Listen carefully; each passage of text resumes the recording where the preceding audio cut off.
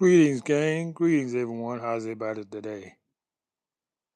I'm doing great, magnificent. I want to talk about this game of chess. You know, if you read The Art of War, do you know the importance of war strategies? This is all about war. This is something our ancestors created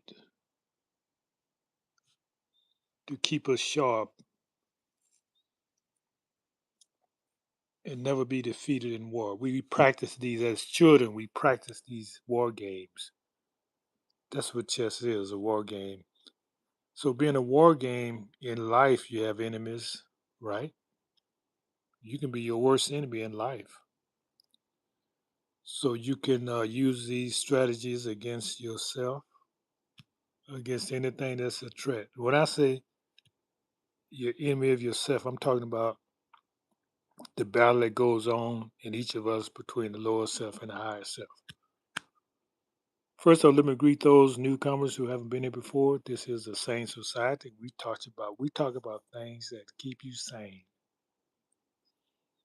And if you think you're at peace, you've always been at war, even when you don't see anybody telling you you're at war, because the war is for the control of your soul, and you can be your worst enemy if you allow your lower self to control your higher self. You should be in control of your lower self. If you don't know what that means, do some research on my channels. I go through all these terms that's being used. So when I come on, I don't define the terms because I've already defined them. I will ask you to do your due diligence research and find the terms that you need defining in my videos. This is a labor of love for me because the things I talk about are the things that I do for myself. So I'm really paying it forward. In other words, when the universe gives us something, we got to share it and give it, not pay a fee for it because you didn't pay a fee for it.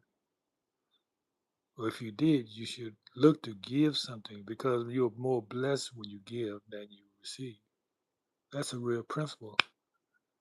That's a principle in the Kabbalion.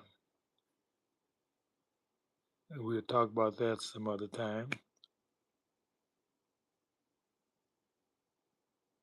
So the main point of this video is to get you to start doing your studying. And when you study your life, you have to plan things. If you don't have a plan, you've already guaranteed to fail. And what chess does, it helps you to plan your moves. You have to visualize the other party's move. The far ahead you can visualize, the more successful you'll be. And it's not difficult to visualize. You can teach yourself to visualize. Get you a chessboard and let's start. First, you got to memorize the board.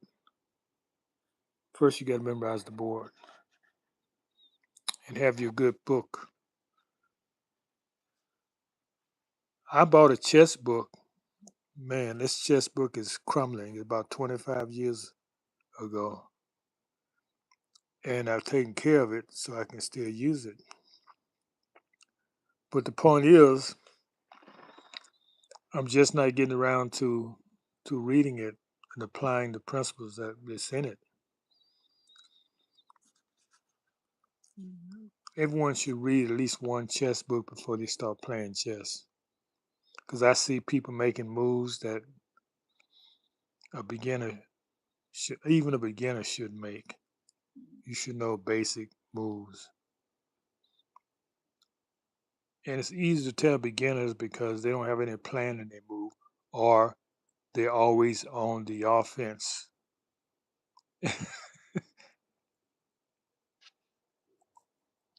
If you're always on offense, you're guaranteed to lose. If you're always on the defense, you're guaranteed to lose. The idea is to balance your offense with your defense. I let my opponents dictate my moves. Whatever move you make, I'm looking to develop one of my pieces to my advantage and to your disadvantage. But you give me that opportunity by the moves you make. So when you play it from that aspect, you're more likely to succeed because you got your opponent moves involved in the process of your winning. Yes, look at their moves and see how you can move to this to their disadvantage, your advantage based on their move. And then calculate the moves. Most people can do visualize three moves, but you need to go at least 5 moves. And you can do it. Just take a little practice. The reason why it's hard for people to visualize is because the world, the matrix they have us in. They have you in a matrix where things are too easy for you.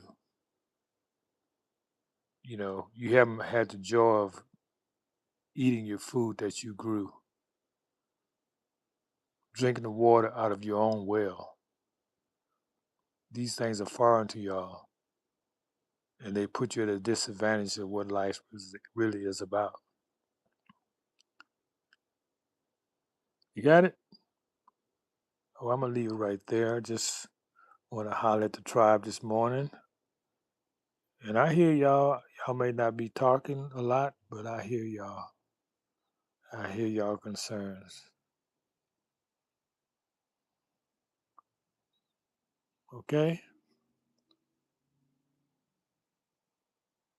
This was a move that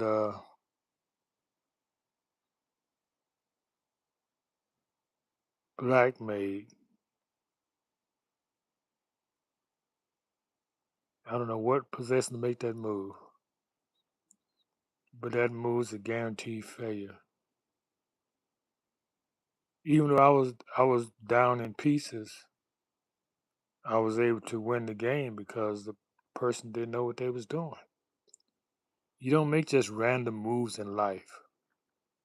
Don't just do something random. You have to plan why you're doing that. The repercussions of your actions. Backup plan. What if that don't work? You have to do this, people. That's being intelligent. You just left a job because you don't like it. You don't have a plan of another job that you'd like to get soon. That is dumb. So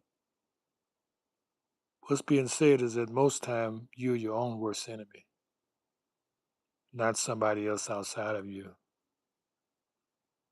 And that's because you don't plan and calculate your moves in life. So I hope this helped you, and I enjoy what I'm doing here, and I hope you enjoy it as well. Okay? Talk to you later.